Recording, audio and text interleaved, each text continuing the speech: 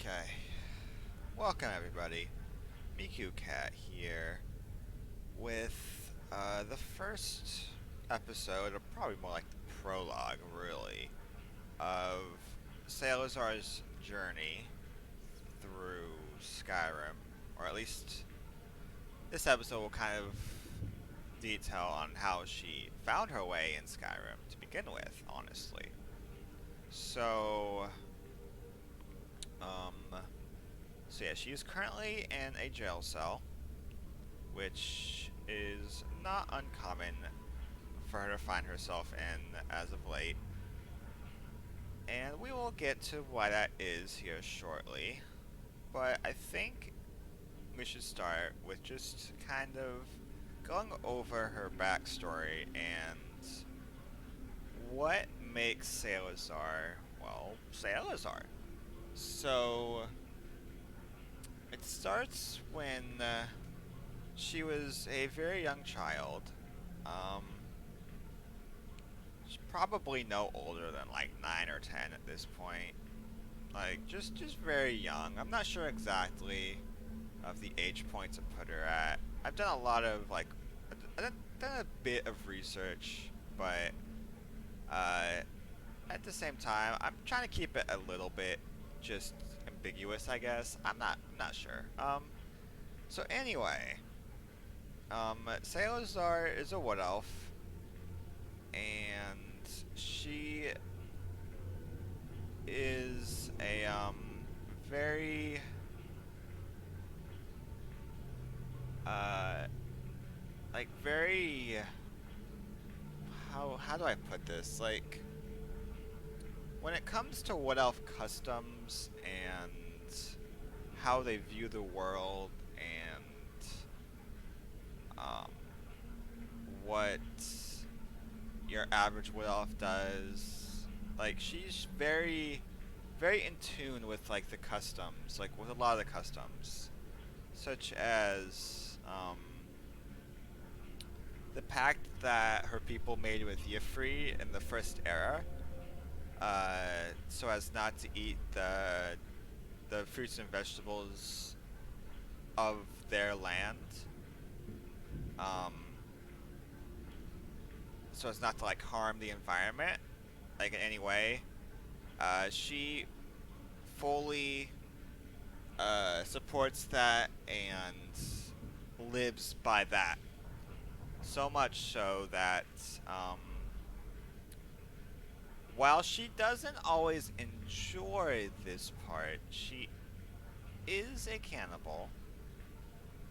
And the main reason for this is because when you don't have fruits and vegetables to eat, you kind of have to eat whatever you can find, really. And growing up, she was always taught um, to not waste anything, to use whatever she could from anything that she killed or anything that she found. Like, just use every part of it. So, like, let's say she killed a deer or something, and a lot of people just want the meat just to eat, or just want the pelts to make like a rug or a cape or something. Nah. When it came to Salazar, whatever part of that deer was available to use in some form or fashion, she had to use it in some way. Like, she would use the pelt to maybe make a rug for her mother, or cook up the meat for dinner, or use the bones to make a weapon. Like, unfortunately, I won't really be able to duplicate this 100% in this playthrough, but I'm going to do the best I can with the mods I have, and just without going too overboard, you know? Like, I want it to be like a good story, but I also want it to kind of be free-flowing at the same time. So I'll do my best to duplicate this as much as I can. This cannibalistic fact and the fact that she uses all the parts of um, the victims that she kills.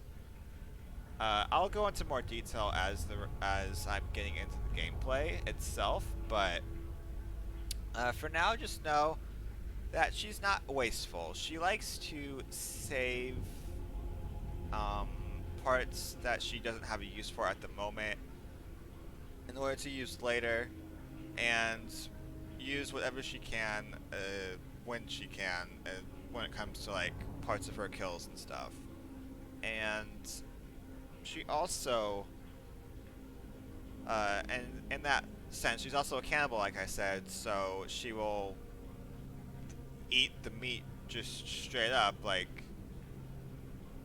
it's not her favorite part, but um, what can you do? Like you gotta do what you gotta do. Like she's just very accustomed to her culture and the way things have just always been done, so she doesn't question it. She just kind of does it. Um, so there's that, and um, along with that, she's also very very curious. She's a very curious person. In fact, her name actually um, describes her personality pretty well. When creating this backstory, I named 4 specific characters that are really prevalent in the backstory, and the way I named them, um, kind of describes their personalities in a way. So with Caelisar, her name literally means arrow or archer and then quest. Like it's a 2-part name, and the first part means arrow or archer, and the second part means quest. So that kind of describes her because she loves archery, and she would always practice archery. Like whenever she had a free moment, she would be practicing shooting her bow. And like it was something that she just loved so much that um, uh, she would always practice her archery. Um, and with the quest part of her name, she loves to explore dungeons and caves and ruins and the like. Like she loves the adventure of like what can she find. She's always curious of what's the next thing she's going to find. And on that note, she also loves collecting magical trinkets and doodads and weapons and armor. Like anything that has even a hint of magical ability, she will take it with her. Like whether it's a rusty iron sword that can do like 1 point of fire damage, or a shield that blocks 50% of friggin' frost damage coming at you. Like, it doesn't matter the power of the enchantment, or the usefulness of the enchantment, or the rarity of the enchantment, or any of that. As long as it's an enchanted item, she wants it. She just wants it. That's like there's just nothing you can really say more about that. Like she just wants to have it for the simple fact that it's magical, which means that she kind of has, well, she will, in her hometown, she kind of has a big collection of magical stuff. Like, she won't be able to take it with her later on in the story, but we'll get there. But she loves to collect magical things, and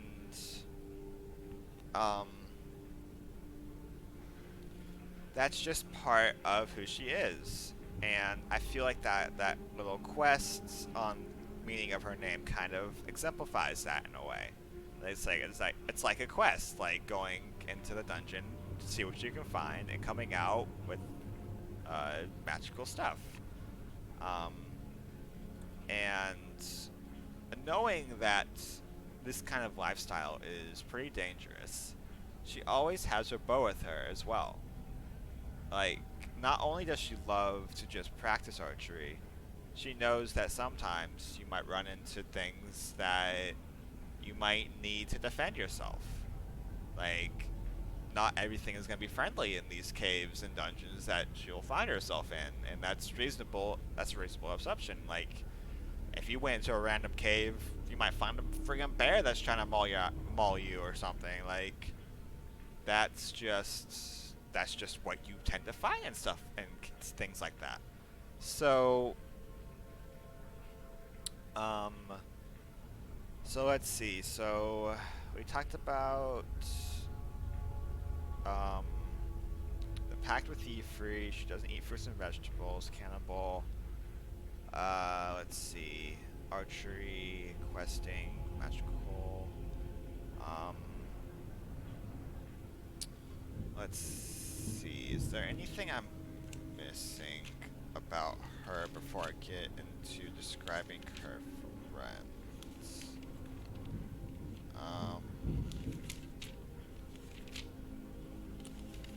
Let's see. I've got like my notes here. I'm just going through them real quick.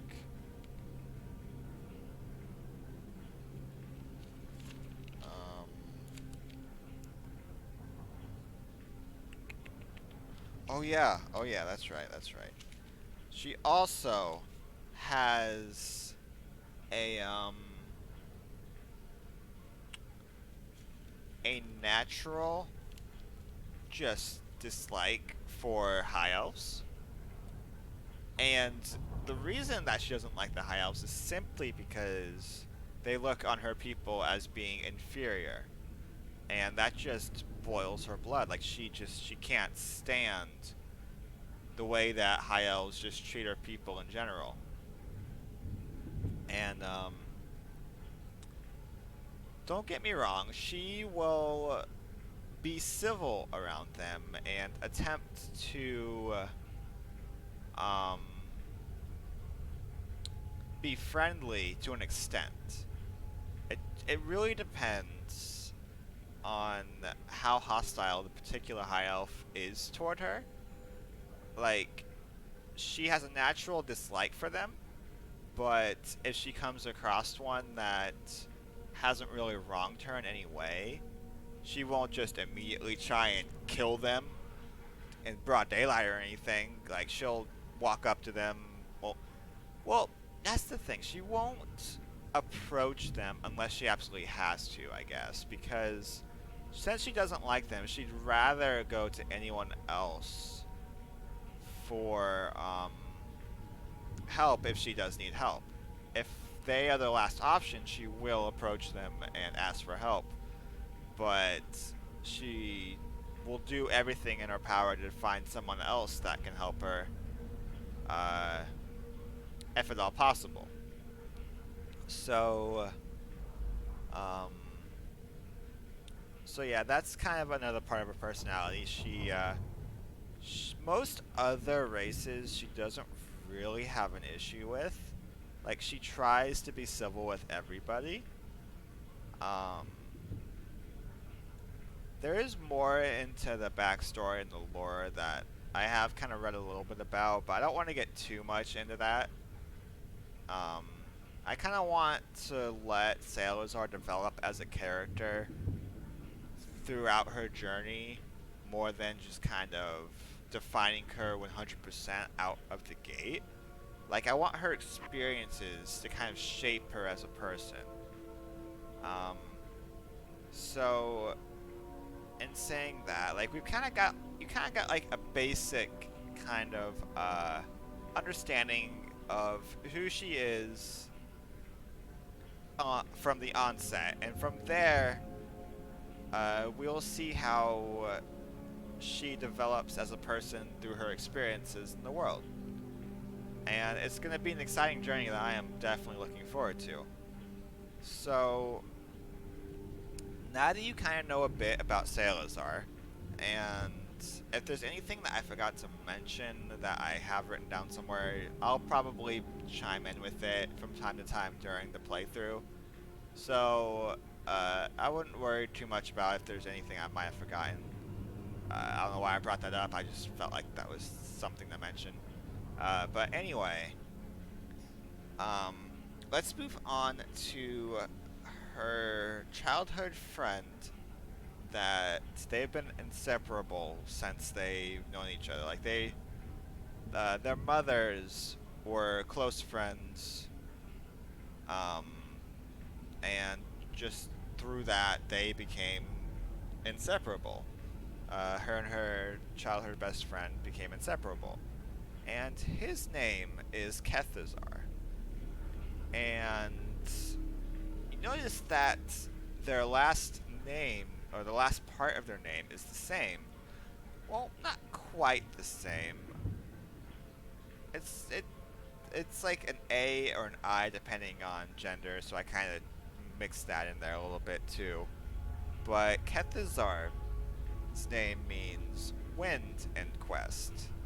So you notice that the quest is the same, and that's because Kethasar, much like Caelisar, loves to see what he can find in dungeons and caves and ruins and the like. However, his motivation for what he wants to find is a bit different than Caelisar's. While she is more looking for magical things, he is more looking for shiny and monetary value things like gold and just mainly gold, I guess. Really, like he likes to find gold and rubies and stuff. Like gold and rubies and stuff like that is more what he likes to find. I mean, Salazar loves to find rubies and stuff as well. However, her main passion is in the magical things. She is a bit of a hoarder though, so whatever she does find, whether it be magical or non-magical, she'll grab up whatever she can find. And the thing about that is, if it's not magical, she will sell things that are not magical just so she can have a little bit of money if she does see something magical that she happens to want to buy. Like most of the stuff she finds, most of the stuff she acquires, she finds in dungeons and stuff. But every now and then she'll come across something magical in a shop, and she can't just take it like she can in a dungeon. Like, she has to pay for it. So anything that she finds that she can sell that's not magical, she is willing to sell in order to get that magical thing. However, she still is hesitant to sell stuff because in her nature she likes to hoard things, which kind of makes it difficult for her to want to be able to get things that she might need as well. Like, she has plenty that she can sell, she's just hard pressed to find a reason to part with it, if that makes sense. So that's where Kethasar kind of fits well with her, and the fact that he likes to find the gold and the rubies and stuff, and while he likes to have that stuff, he is more of a free spirit and doesn't mind parting with it in order to get things that he needs, and especially things that Caelisar may need, because she often doesn't get what she needs because she doesn't want to sell anything to get what she needs. It's kind of like a vicious cycle. But Kethasar doesn't mind helping out his friend because he knows how she is, and he accepts it. And that's part of why they get along so well, because they both know who each other is. and who they are, and they like accept it and kind of work well together. So anyway, um, that being said, Kethasar and Caelisar are both pretty much inseparable. Inseparable. They've been inseparable um, since since they met, like when they were real young, because of their mothers. And um, I will describe the mothers as they come prevalent in the story. But the story starts with Caelisar and Kethasar. So they love to explore the ruins and stuff, as I've mentioned. It's kind of like something they do daily. Like it's just that's where they are every day. Like they go and explore ruins and stuff. Initially, their mothers were not too keen on this idea because they know how dangerous places like this are. However, the fact that they go together kind of put their mothers at ease a little bit, knowing that they'll look out for each other. So, as long as they came back safely and they looked out for each other, the mothers were hesitant but willing to let them do their little explorations. And as time went on and they went out more and more, the mothers soon became comfortable letting them go out as such. Um, so long as they communicated where they were going and how long they'd be out and, you know, all that kind of good stuff, like so they know when to expect them home and stuff. As mothers will tend to do, like they want to look out for their children, you know. So, um, so Kethasar and Caelisar went out to a new little cave or dungeon that they hadn't explored before, but it was close by, and they were both kind of shocked they hadn't explored it before. Um, it wasn't close enough that anything that could come out would be like a danger to the village or anything, but it was close enough that they feel like they should have explored it already, just because of how close it was just in relation to everything else they've explored. It just kind of, it was like nicely hidden, I guess, would probably be why they hadn't come across it yet. So, that being the case, they went and, um, went ahead and went in and started exploring. Caelisar, loving archery and knowing it's good to be prepared, has her bow with her, and a kind of little, patch kit, because Kethasar loves to run ahead, and sometimes he finds himself in a bit of trouble. He'll like trip over things and find stuff he's not supposed to find and that he's not prepared for and stuff, because he's just like, he doesn't care, he's just out to have a good time. So Caelisar knows she needs to be prepared for whatever he might get himself into. Because Kethasar himself is a bit naive, honestly. I mean, they're both children, so I guess that is part of being children. But Caelisar has learned that she kind of has to look out for Kethasar. It's like kind of like her job. Like, while going together, in a sense, has them look out for each other, Kethasar isn't really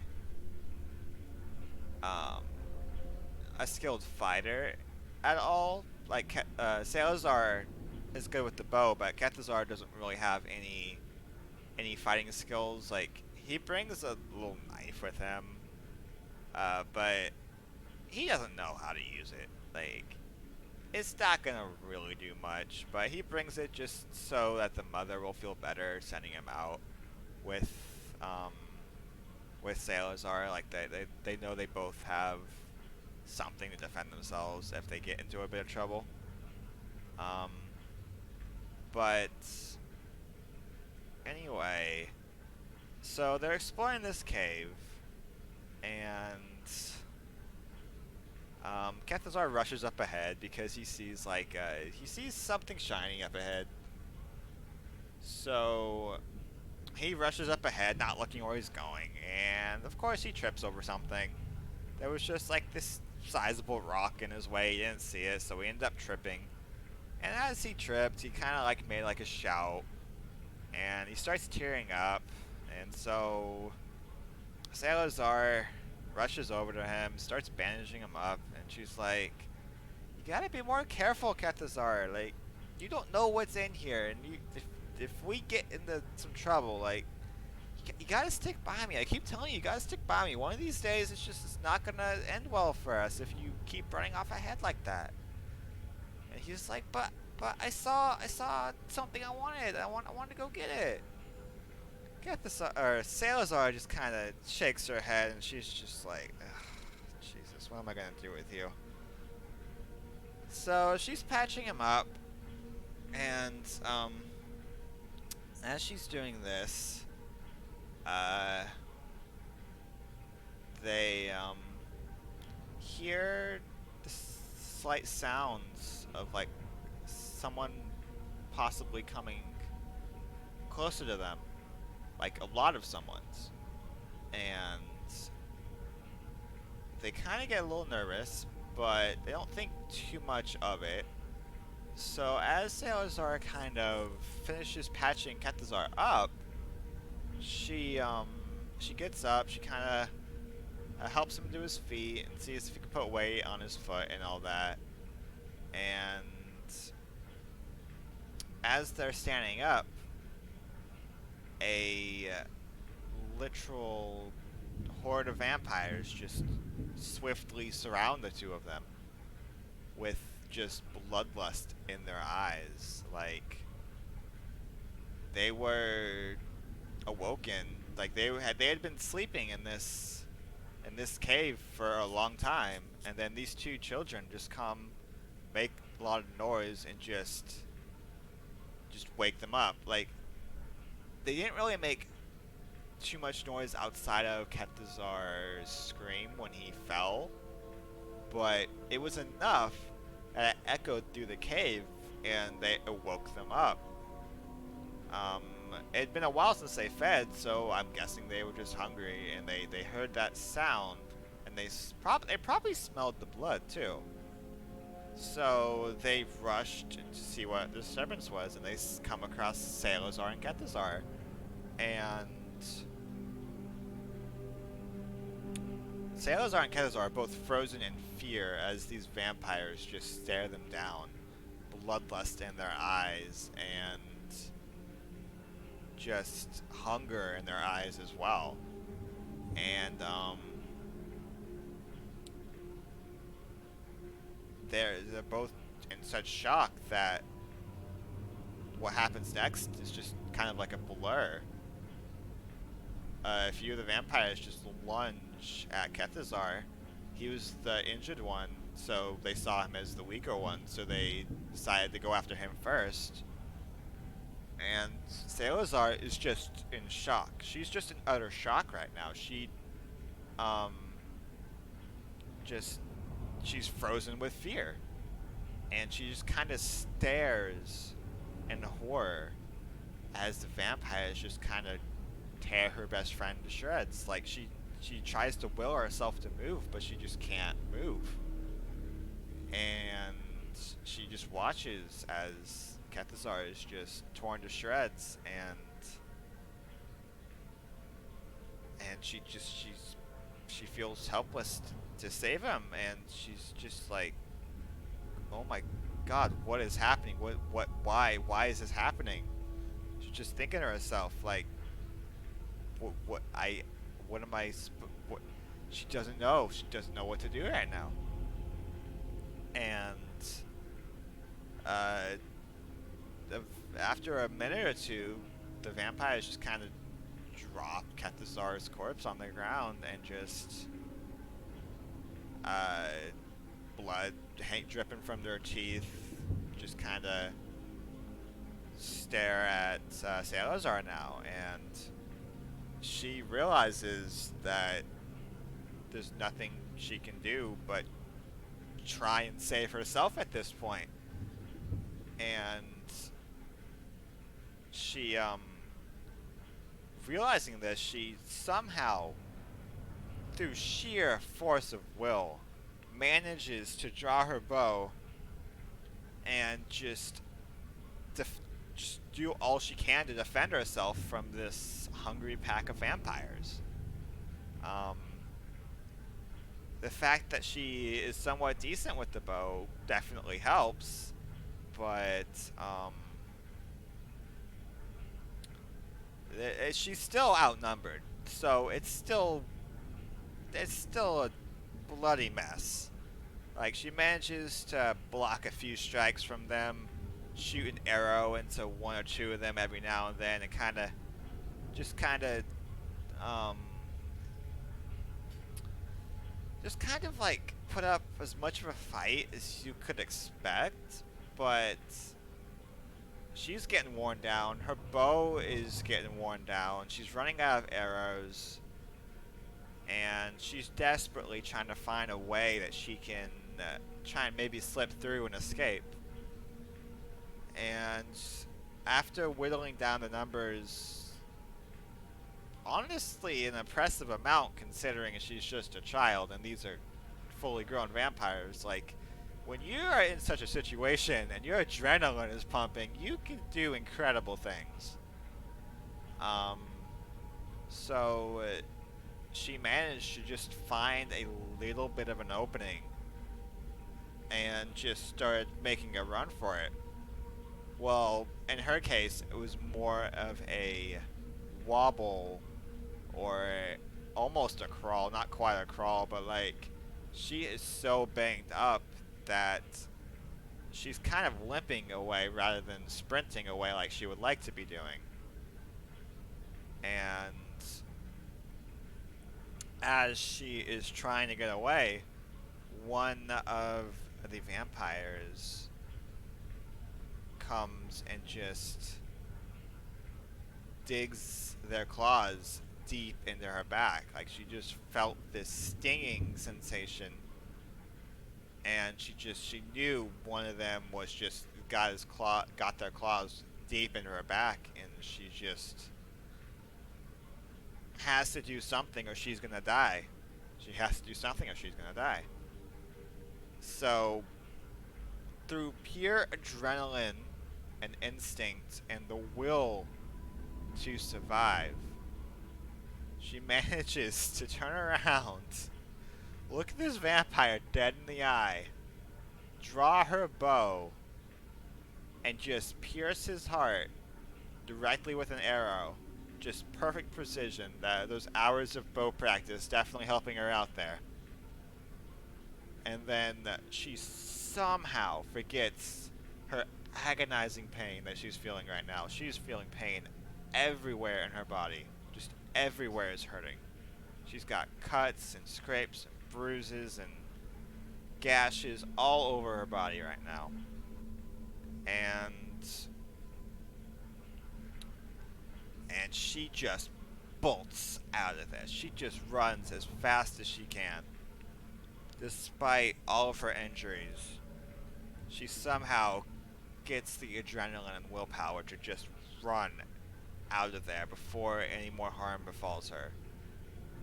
And luckily, it's still daylight out, so the vampires can't follow her outside, or else they would be in a spot of trouble themselves.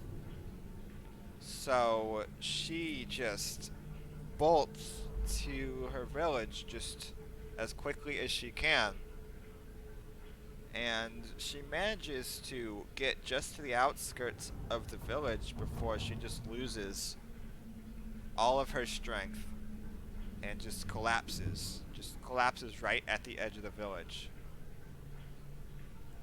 From pure exhaustion and just the extent of her injuries, she just collapses. And luckily she was close enough to her village that a few of the villagers saw her and took her to the village infirmary, where hopefully they could save her. I mean, she had some pretty serious injuries, but aside from that last strike, nothing was really that life-threatening. Like, that last strike did dig pretty deep. It would it would definitely heal up with time, but it had to be addressed immediately. So, luckily, she was escorted to the infirmary where she was being treated, and she was unconscious there for several days before coming to, just enough to kind of see a lot of the village people just kind of surrounding her with worried looks on their faces. Like, everybody was visiting, a lot of the villagers were visiting her quite often, um, uh, and like, everybody was worried about her, and no one had seen Kethasar in a few days, and they were really worried about him too. So, when she finally came to, at least enough to kind of like open her eyes and kind of see everybody around her, as she like had bandages like all over her body and everything, she noticed Kethasar's mother in the room. Uh, and now that Kethasar's mother has become prevalent in this story, let's take a minute to kind of describe what Kethasar's mother is like. So Kethasar's mother's name is Ferala, and Ferala means peace and tranquility. So Kethasar's mother is one that um, prefers to keep things peaceful, and just, she doesn't like violence at all. Like, she may have given her boy a knife, but she knew how Kethasar was and that he wouldn't use it unless he absolutely needed to. And turns out he was too overwhelmed and just frozen with fear that he didn't even get a chance to use this knife when it mattered the most, which is kind of just a little depressing when you think about it. But anyway, his mother is like, she doesn't like confrontation. She just wants to solve everything peacefully and diplomatically, and she's a friggin' mess right now, looking at Caelisar all bandaged up and just wondering where the hell her son is. And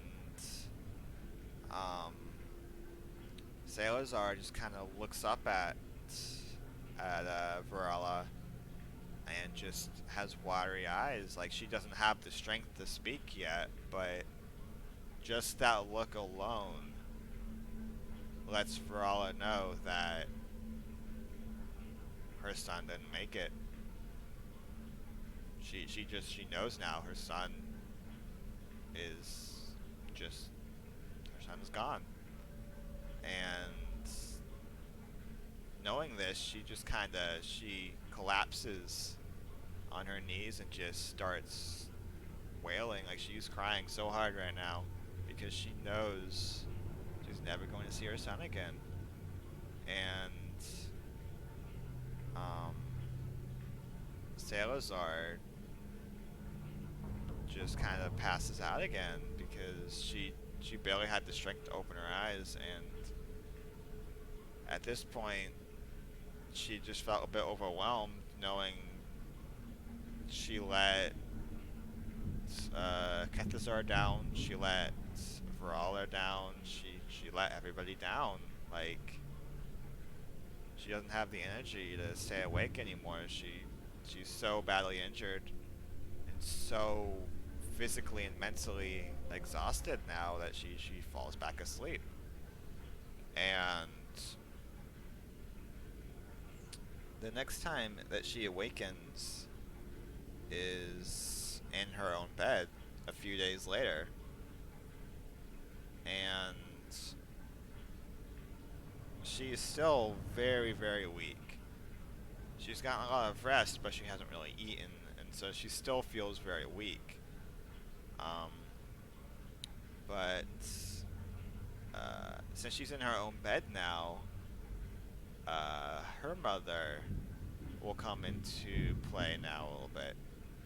Um, you may find it weird that her mother wasn't mentioned in the infirmary scene, but it's one of those things where her mother did show up when Caelisar was first put in the infirmary, but the sight before her was so gruesome for her mother's eyes that she couldn't bear herself to see her daughter like that. So she would visit for maybe a minute or two, just to kind of see how, just to kind of like be there and support her daughter in her recovery. But she could never stay for long before she just got so overwhelmed by what she saw that she just had to go home. She couldn't take it. She had already lost her husband in one of the many wars that was fought with other nations. I don't remember exactly what all the wars were, but she had lost her father. She had lost her husband, and just that alone kind of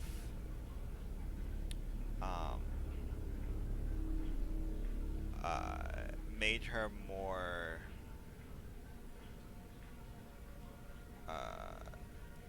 what's the word? Like, more, I guess, cold in a way. More just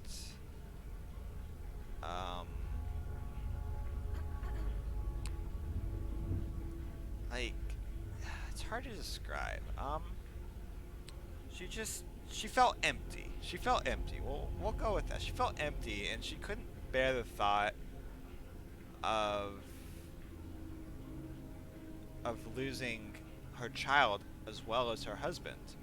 Like, it was so hard for her to process that she might lose her daughter because of the condition she's in.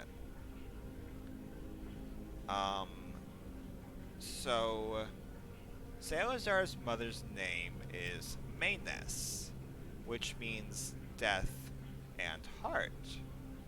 So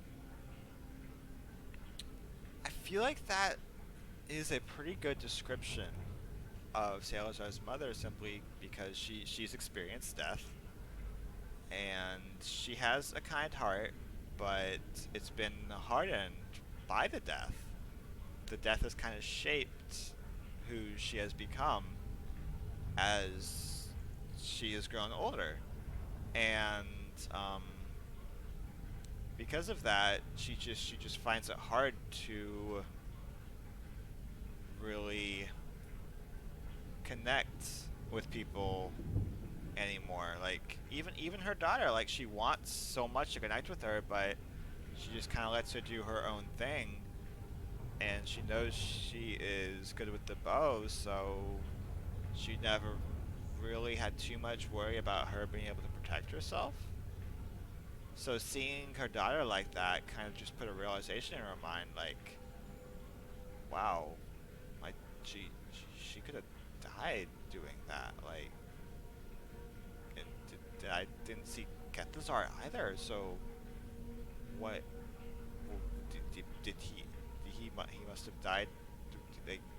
She's just thinking about this, and she's just like, oh my god, what happened? Like, what actually happened?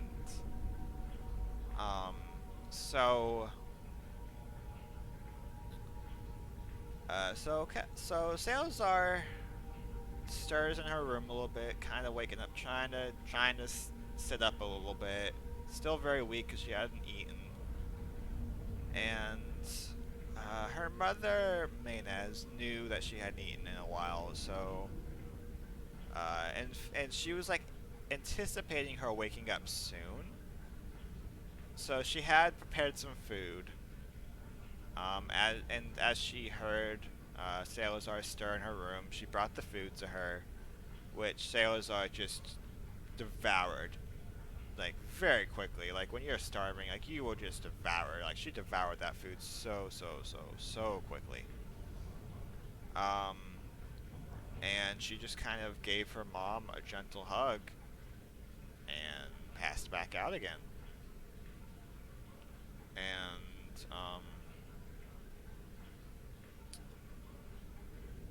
And one of the reasons why she was still so tired, so much as after she ate that she just simply didn't have the strength to stay up still, is because while she's been resting a lot, she hasn't been getting restful sleep. Like, she's been plagued with nightmares ever since that happened. Like, she can't stop seeing in her head what went down and how powerless she was and all of that. Like, she keeps replaying it in her mind as she is sleeping, and it's making it hard for her to get restful sleep. I mean, while she is getting a lot, if it's not restful, it's not really doing much to actually help you recuperate.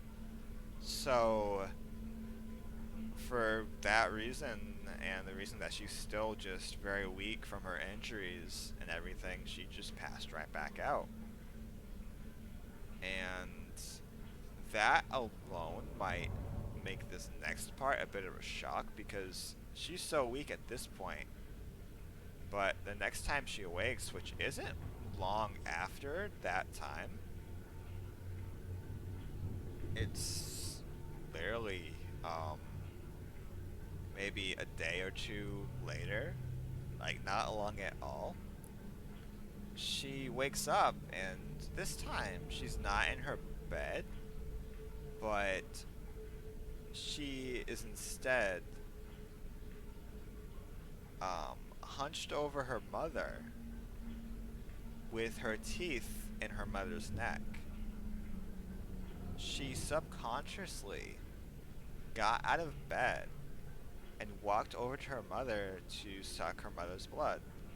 And when she realizes what she's doing, she immediately just stops and is like, wait. She's so confused. Like, she doesn't know what just happened there. Like, why did I do that? And she's also like, she's walking around like nothing was wrong. And she's so confused. Like, why is this happening? What is going on? And through her fear and confusion, she just runs out into the night, and she has the energy to do this, and she doesn't know why. But because she has the energy, she grabs her bow and just practices her archery for the remainder of the night, just kind of hoping she can put all that behind her and everything will be okay, although she's still not sure what to do with herself because her best friend is dead. So she's like, she just want to take her mind off of things and just practice her archery and kind of calm herself down. So she did that throughout the night, and her mother is kind of used to this at this point. So when Salazar walks in the morning, her mother, while seeing that she was kind of really weak a couple days prior, seeing her walk in after practicing archery kind of put a little bit of hope into her that she's okay now and that maybe everything's gonna be okay. Although, at the same time, her mother did realize that she had some bite marks on her neck, and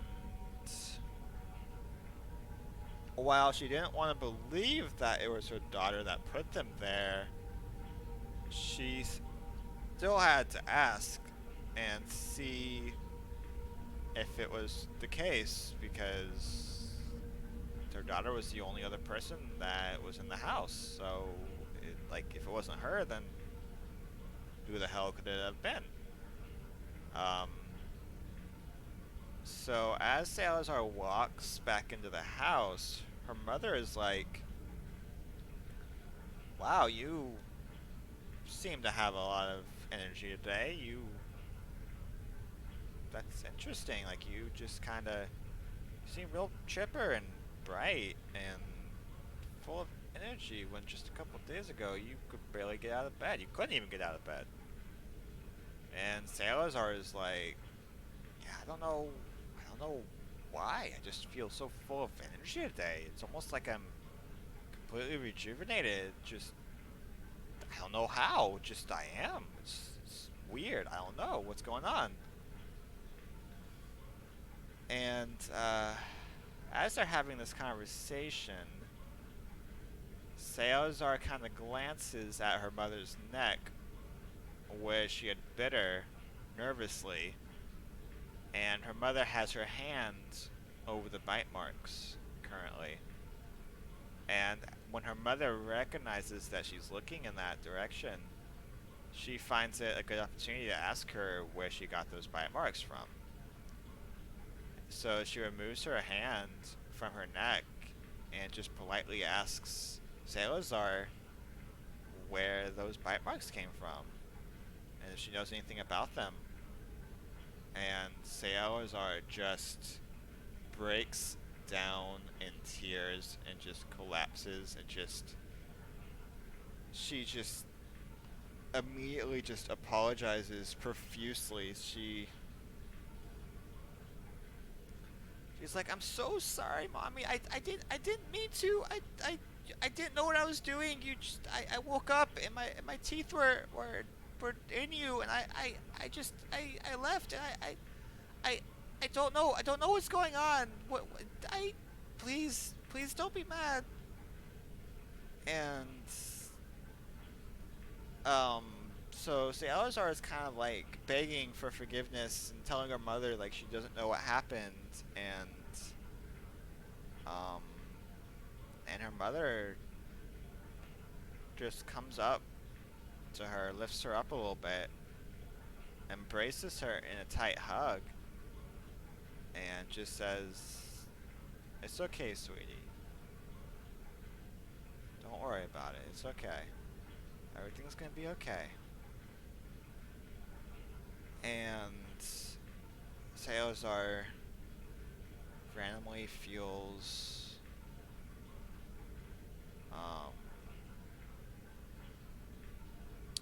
a kind of wetness coming from her stomach, and she feels it with her hand and looks at it, and it was blood. And she looks at her mother, who's got tears in her eyes and is just crying, and Salazar looks down at her hands, and her mother has a dagger in Salazar's chest.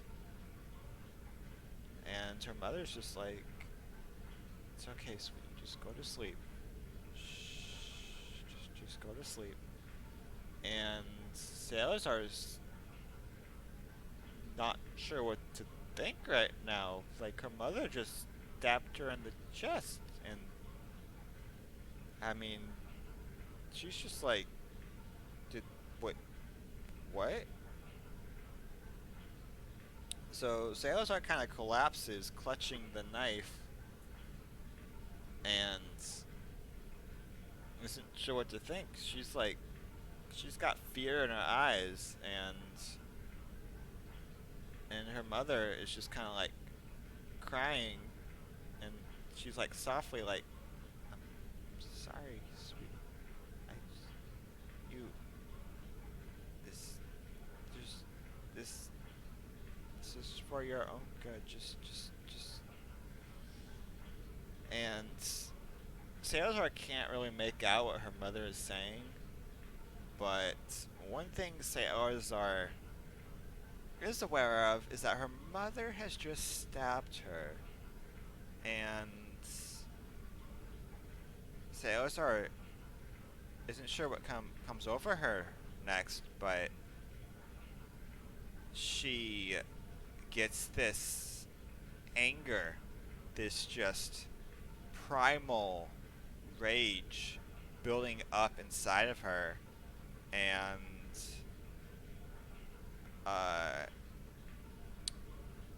her vampiric instincts just kick in. She has no idea what's going on at all, but adrenaline is pumping through her veins, anger is coursing through her veins, and she... Did my game just freeze? I think the game just froze. What the hell?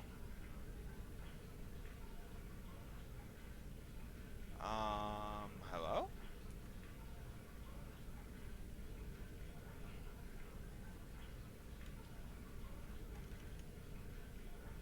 Huh, the game froze. It's not like I was doing much with the game anyway. I'll just continue the story for now, or the backstory for now. We're almost getting to the end of it here anyway. So I'll fix the game here in a minute. But so Caelisar is clutching the knife. She's on the floor, and she's building up with rage and fear and adrenaline, and her instincts just tell her in order to live she has to do something. So without even a second thought or a hesitation at all, she grabs her bow, knocks an arrow, and just shoots her mother directly between her eyes, straight in her head, and just kills her instantly. Without a second thought, it was just pure instinct, pure adrenaline, pure anger, and her mother collapses on the floor. And she's just dead now. And Caelisar is not sure what just happened, or why she did that, or why her mother stabbed her, or what is going on, or why... what's going on here? Why did I do that? What was... I'm not sure. And so she takes the dagger out of her stomach and kind of throws it on the ground, and patches her stomach up a little bit, because she always carries her patch kit. And this doesn't take long, like maybe like a minute or two, and in that time, Ferala walks in. She was coming over to check on Caelisar because it had been a while since she checked on her. And she walks in, she sees Maynez's corpse on the ground, a dagger with blood on the ground, an arrow in her mother's head, in Maynez's head, and Caelisar crouching in pain on the ground, and she's just like, what happened here? She hasn't said anything, but that's what she's thinking. And immediately Caelisar is like, I didn't mean to. I didn't. She attacked me. I didn't know what I was doing. Please, I didn't mean to do any of this. What's gonna happen to me? I don't know what's going on. Please, what's going on? And Ferala is just she's she's in utter shock, and seeing the scene before her, she starts to get this primal fear that maybe Caelisar killed her son. Like, she had thought it in the back of her mind before, but kept dismissing it because she was like, no, that would never happen. Caelisar wouldn't do that. And now that she sees this, she's like, well, fuck, maybe Caelisar did.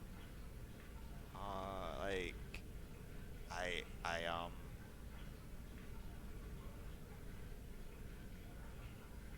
I, she's not sure what to say. Like, Caelisar's over there pleading, trying to understand what's going on, and she's kind of like staring in shock. And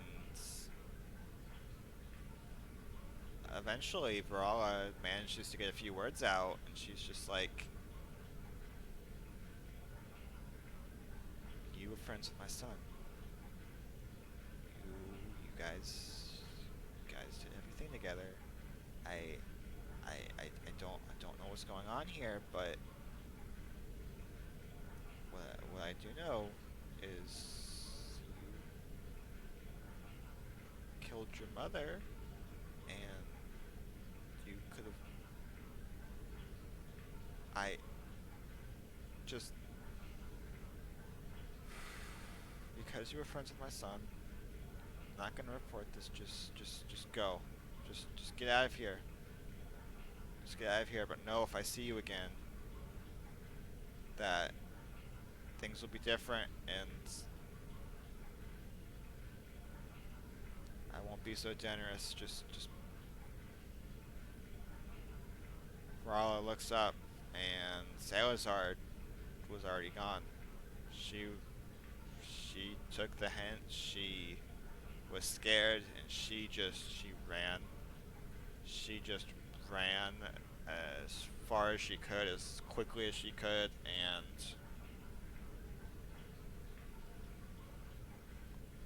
and she is now a wanted woman on the run.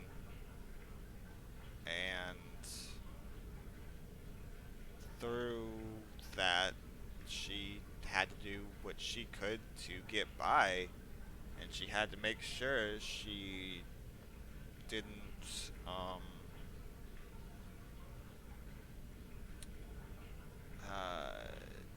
get discovered, because if someone recognized her, she was sure the news would eventually spread of the death of her mother, and the fact that she was the prime suspect in the murder of her mother, and that it wouldn't be good for her if she got discovered. So, in order to survive, she just kind of stayed discreet, stayed hidden, and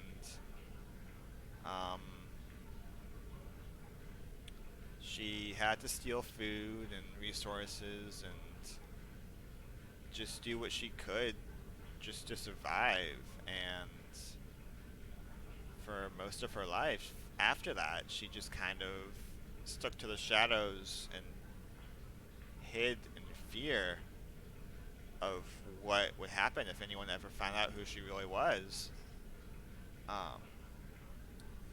And then eventually, she just decided, I need to get out of here. I need to go to someplace else and go to a place where nobody knows me and nobody could recognize me, so I could at least feel somewhat safe in my day-to-day things, my day-to-day activities. And so she just started traveling, and eventually she found herself in Skyrim. And she has been arrested multiple times in the past for petty thievery, and people noticing that she had signs of being a vampire. They just didn't like her, and so it's easy to just lock her up. And she never stayed in jail for too long at a time, though. But once she found Skyrim, she decided to just kind of try and find like a cave or ruin or something to try and kind of hide out in for half a second to get her bearings and kind of feel out when it would be safe to kind of go out and maybe try and make a life for herself here. And luckily for her, she managed to find a den of vampires.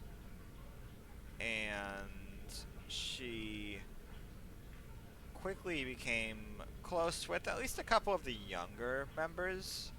The older ones were not fond of her simply because she was not part of their pack or whatever. Like,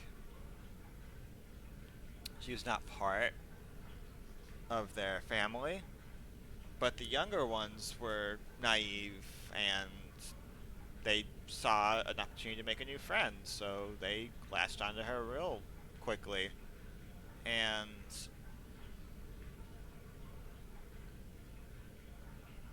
since Caelisar didn't really know much about her powers,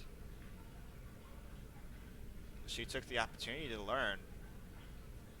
And through kind of spending time with this newfound family of hers, she slowly learned a little bit about her powers, and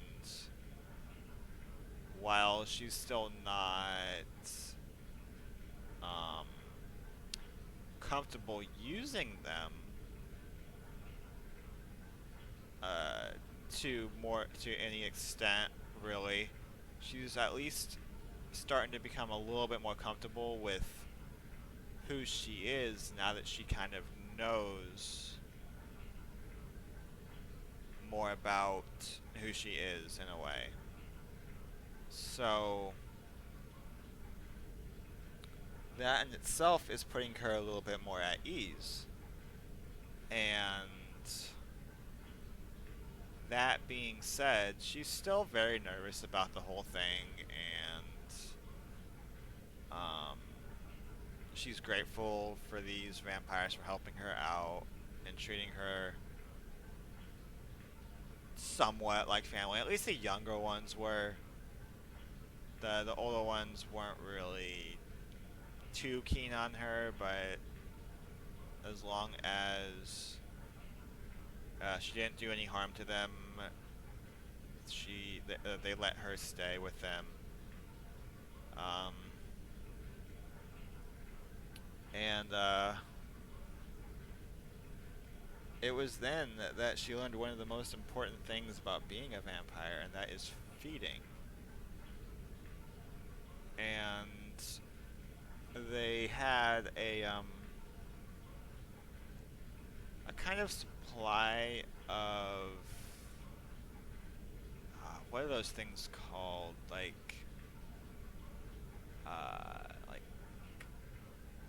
not quite slaves or cadavers, but kind of like they were. I don't remember what the exact name is, but they were willing participants. I discussed this with somebody. They were willing participants in helping them feed on the off chance that they got turned through the feeding or something like that. I don't remember exactly how it goes, but I think that's like the gist of it. So Caelisar is now somewhat familiar with the aspect of feeding, and that if she doesn't feed, that her powers will grow and she will become more bloodthirsty and violent. If she doesn't feed, and whenever she does feed, that she will have a bit more control over it, so if you will. So she's keeping that in mind, and she's learning about that. And one day she decides to go out and just kind of slowly go out and learn about the surrounding area. So she does, and for whatever reason, there's a patrol just. I mean, I guess there's like, yeah, well, there's a patrol. There's a patrol on the nearby road, just like doing their job, and she happens to get a bit too close to them as she's exploring, and they recognize her vampiric features, and they start getting scared. And they they just throw her in jail. She felt it useless to resist, because if she resisted, then she would be wanted in this area, and the last thing she wanted was to be wanted in this area and have people trying to go out and kill her and whatnot. So she got thrown into this cell right here, which I can't look around because it is frozen. But let me see if I can fix that real quick. Let's see. Can I?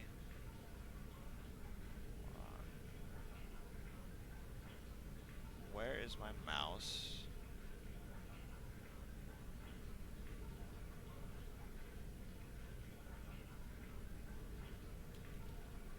Okay, I don't know how to...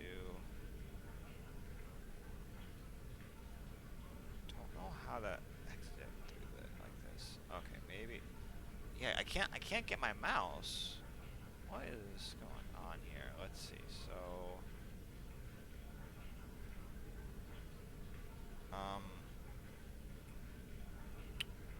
What? I'm not really good with this kind of stuff. I think I might have to end the recording in order to fix it. We're almost done with the story anyway. We're like right at the pretty much the end of it. Anyway, so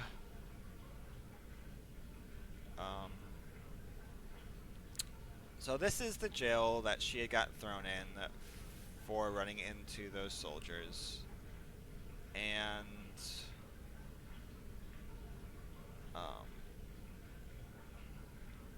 she had made some friends with the younger vampires in the den. So luckily, one of them noticed she was gone for too long and would eventually come and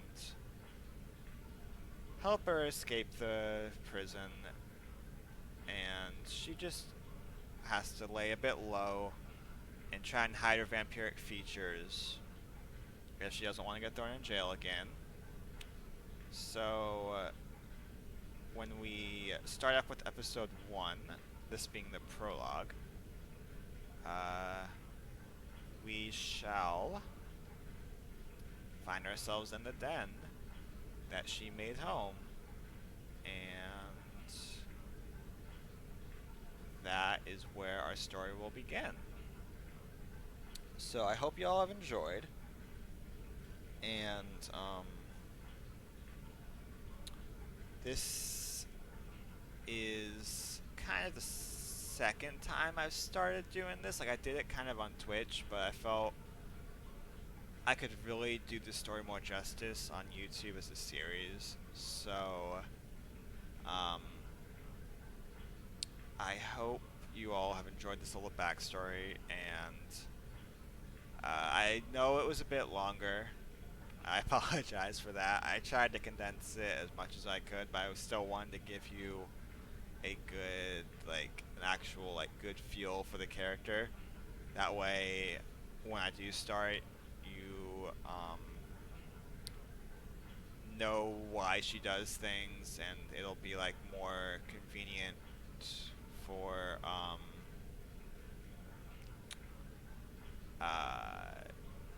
just just it'll be convenient. Like you'll know why she does what she does, and if you ever have questions about why she does what she does, you can always check back to this video, and if it doesn't answer them as we play through and she develops as a character, maybe I can kind of give you some more feedback on why she does certain actions. But for now, I shall end this video, and I will be out with episode 1 soon. I'm not sure exactly if I'm going to have a schedule or not, or how long the episodes are going to be or anything.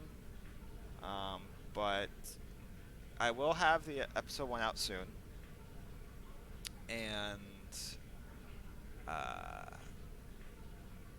so yeah, just look out for that. I hope you all enjoyed. I will talk to you all later. Have a wonderful day, and bye-bye.